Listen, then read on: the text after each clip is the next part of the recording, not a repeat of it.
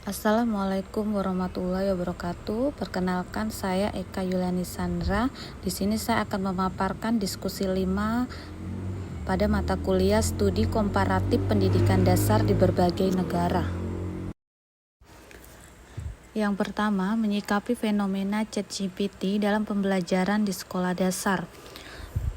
Sebagai seorang guru sekolah dasar, saya menyikapi fenomena tersebut dengan lebih menekankan pada aspek pembelajaran dasar, etika digital, dan peran AI sebagai asisten kreatif bagi guru dan siswa. Nah, sikap saya sebagai guru yaitu saya melihat AI sebagai alat bantu guru dan siswa untuk eksplorasi dan personalisasi materi, bukan sebagai mesin penjawab soal. Di jenjang SD ini, fokus utamanya adalah menumbuhkan minat belajar keterampilan dasar, yaitu terutama membaca, menulis, berhitung, dan karakter siswa. Oleh karena itu, AI harus diintegrasikan untuk memperkaya pengalaman belajar, misalnya dalam bercerita atau membuat proyek sederhana, sembari menanamkan pemahaman etika sejak dini. Kelebihan dan kekurangan AI atau ChatGPT dalam pembelajaran SD. Analisis berikut disesuaikan dengan kebutuhan dan karakteristik peserta didik di jenjang SD. Nah, aspek yang pertama yaitu kostumisasi dan motivasi. Kelebihannya alat bantu kreatif dan bercerita, yaitu AI dapat membantu guru membuat cerita, teka-teki atau prompt menulis yang dipersonalisasi dan relevan dengan minat siswa, membuat materi ajar lebih menarik. Sedangkan kekurangannya yaitu penghalang keterampilan dasar. Jika terlalu sering digunakan, AI dapat menghambat proses dasar menulis tangan, berhitung manual, atau mengeja yang sangat penting untuk dikuasai di jenjang SD. Aspek yang kedua yaitu akses dan dukungan guru. Kelebihannya pada diferensiasi materi, membantu guru menyederhanakan teks yang kompleks atau membuat soal latihan dengan tingkat kesulitan berbeda untuk siswa yang beragam atau diferensiasi. Sedangkan kekurangannya resiko ketergantungan dan kejujuran. Siswa SD mungkin belum sepenuhnya memahami konsep plagiarisme atau copy paste dari AI, sehingga berpotensi menjadi alat curang di rumah jika tugas tidak dirancang dengan baik. Aspek ketiga, karakter dan etika. Kelebihannya memperkenalkan etika digital. Guru dapat menggunakan AI sebagai contoh nyata untuk mengajarkan konsep tanggung jawab digital dan pentingnya mengakui sumber informasi. Pengalaman pemanfaatan AI di kelas atau sekolah atau simulasi praktis di SD.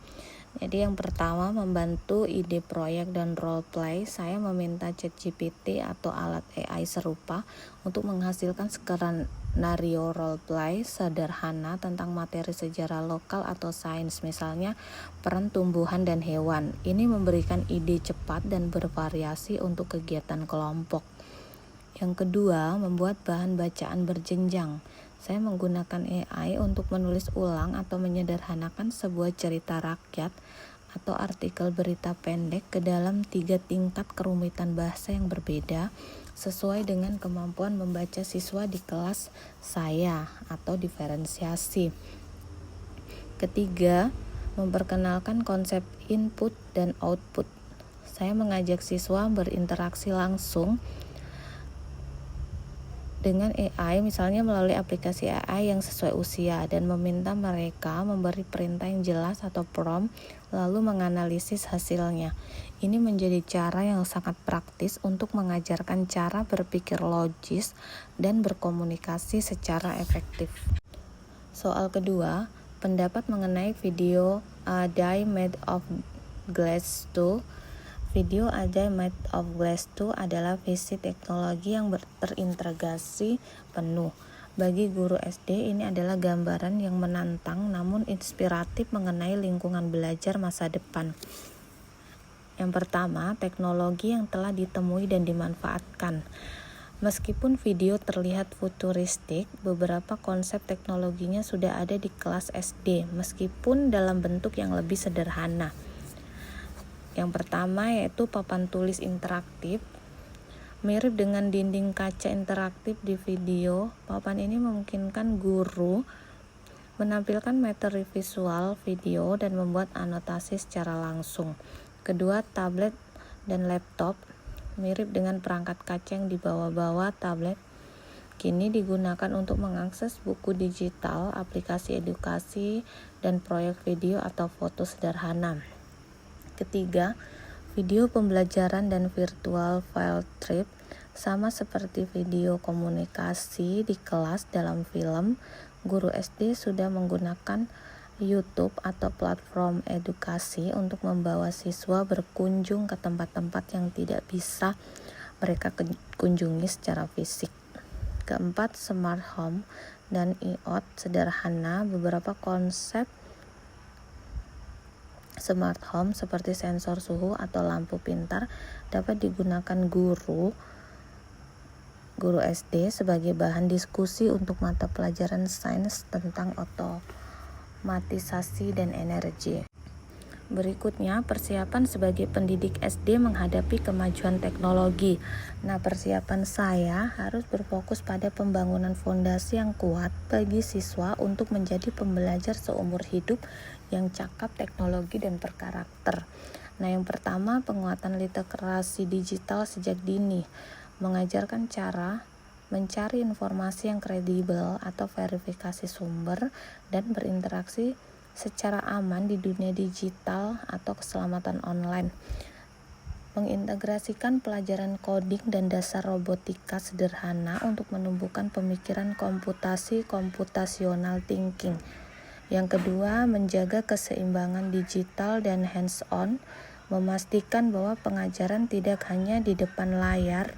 Waktu di kelas harus diisi dengan kegiatan hands-on seperti membuat model, eksperimen, dan role play untuk menumbuhkan keterampilan motorik dan sosial yang vital di usia SD.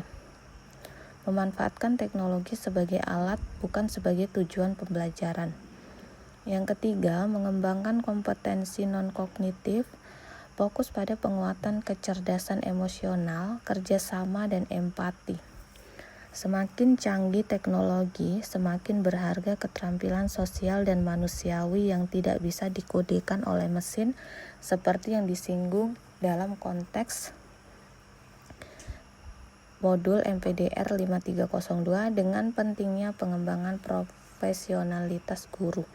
Yang keempat, mendukung infrastruktur sekolah, yaitu aktif berpartisipasi dalam pelatihan dan mendorong sekolah untuk menyediakan dan merawat infrastruktur teknologi yang memadai sehingga potensi digital atau divide kesenjangan akses dapat diminimalisasi.